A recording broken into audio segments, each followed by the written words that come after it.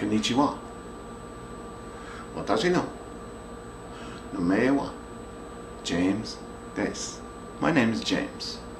Like most of you, I love adventure, and I love sharing adventure.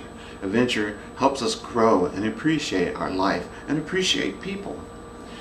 And like the people in Japan, I can tell you what to expect if you were to travel to Japan. And here are the main things that you need to know if you want to make an informed decision on whether or not to travel to Japan. Number one, rich Japanese culture and friendly people. Number two, fun things to do in Japan. And number three, the travel and logistics of traveling to and in Japan.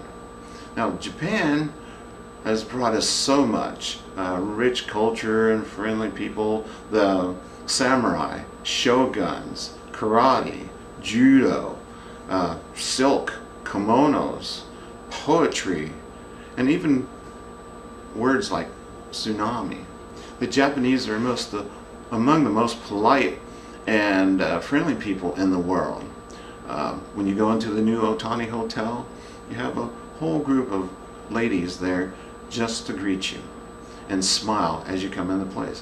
One time when I was in Japan on a Saturday, we visited a church, and when the pastor saw that he had visitors, he immediately sent someone to get us a small gift, just because that's the kind of people they really are, friendly and nice. And there's so many things to do in Japan. You can talk to people, you can sightsee, you can go to Disneyland, there's baseball games, ski slopes where you literally ski indoors during the summer even. There's driving ranges, video games, shops, flea markets, Samurai Village, like here where they actually pay a lady to dress you in samurai armor. There's museums, palaces, gardens, temples to visit, Shinto shrines, parks, hotels, farms, restaurants, Tokyo Bay, and 99 Mile Beach where you can go and watch Japanese try to surf. Now there's logistics though that you need to know about traveling to and in Japan. For one thing, there's no bridge, so you would have to fly. But there's the language barrier. The language barrier is all Japanese.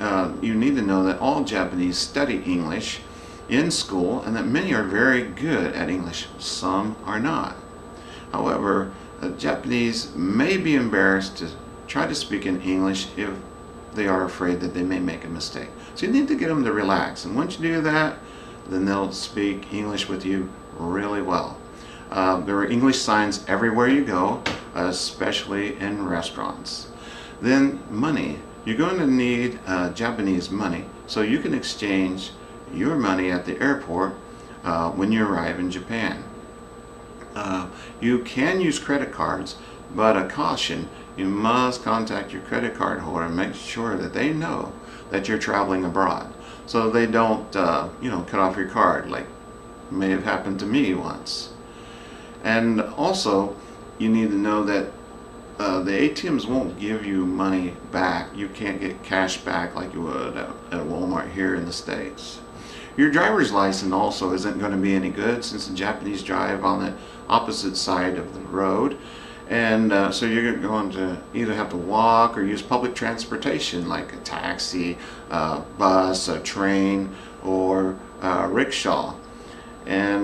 But the best option is to have friends in Japan who drive. That way you can get around. So the conclusion is that this is what you can have. This is what you have to expect and consider when you travel to Japan. I believe that you will have a wonderful adventure if you just keep in mind and know these three things about the wonderful Japanese culture and people, the wonderful things to do in Japan, and the logistics of travel and functioning in Japan. I love traveling to Japan. the people, the places, the fun, the food, and now I believe that you have enough information to decide if traveling to Japan is something that you would like to do in the future. Arigato gozaimasu. And sayonara.